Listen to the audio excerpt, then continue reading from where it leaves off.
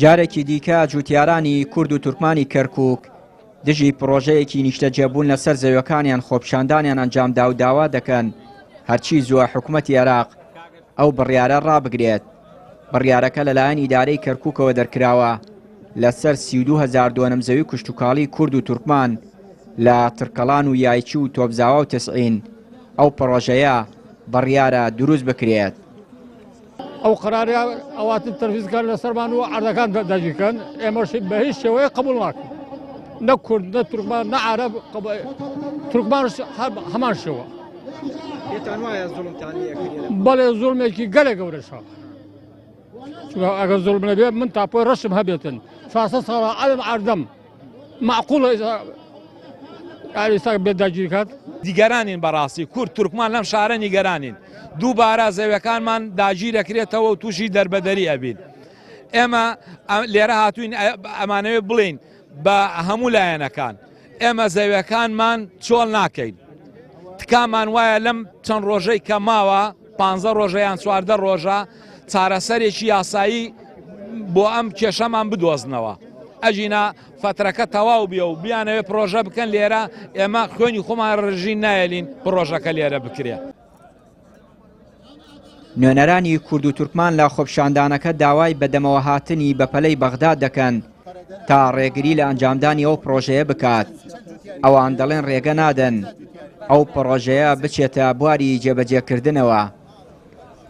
ئەبێ پەرلەمانتارەکانمان زۆر هۆشیار بن پەرلەمانتاری کورد و تورکمان بە زووترین کات بگەنە لای سەرۆک وەزیرانی عێراق بەڕێز محەممەد شیاع سوودانی لە ڕێگای ئەوەوە بڕیارێک بە نووسراو نابە قسە ئاراستەی هەریەک لەم وزارەتانە بکرێ وزارەتی دیفاع وزارەتی کشتوکاڵ وزارەتی مالیە ئیدارە محەلیەی شارەکە لە بڕیارەکە ئەبێ ڕوون بکرێتەوە ئەم ناوچەیە ناوچەی کێشە لەسرە بە پێی دستور نابێت دەستکاری بکرێت هەتا لجنەی مادەی 140 لە شارەکە تەفعیل ئەکرێ و ئیشی پێ ئەکرێت. سوپاس.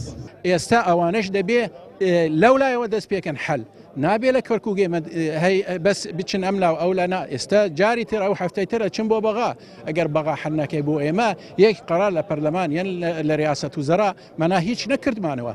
ئێمە لە 23 و تاکو ئێستا جەماعەتمان کورد و تورکمان عەرەبیشی هیچ نەکردیان بۆ ئێمە. ئەو قەرارە ئەگەر لەغو نابێ معنا زوڵمەکە مایە لە سەرمانە. ئێستا ئەو مەدینە سەکەنیە جەدیدە شتێکی تازەیە لەو زوڵمە. کێ قبولەکەیەوە مامۆستا نابێت. ئەم زەویە کشتوکاڵیانە لە ساڵی 1975 بە پێی بڕیارێکی ئەنجومەنی باڵای شۆڕشی بەعەس لە کورد و تورکمان وەرگیراوەتەوە و دراوە بە عەرەبی هاوردا. ئێستاش دوای 20 ساڵ لە ڕوخانی ڕژەمی بەعەس جارێکی دیکە بە هەمان بڕیار ئیدارەی خۆجێیی کەرکووک مامەڵەی پێوە دەکات.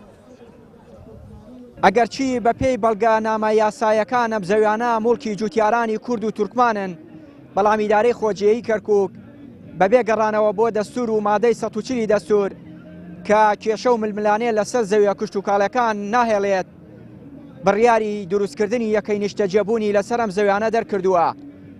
بۆیە ماوەی مانگێکە جوتیارانی کورد و تورکمان داوا دەکەن ئەو کێشەیە یەکلایی بکرێتەوە ئەگەرنا ڕێگە نادەن بە هیچ جۆرێکە و پرۆژە یەکەی نیشتەجێبوونە لەم سەر ئەم زەویانە دروست بکرێت.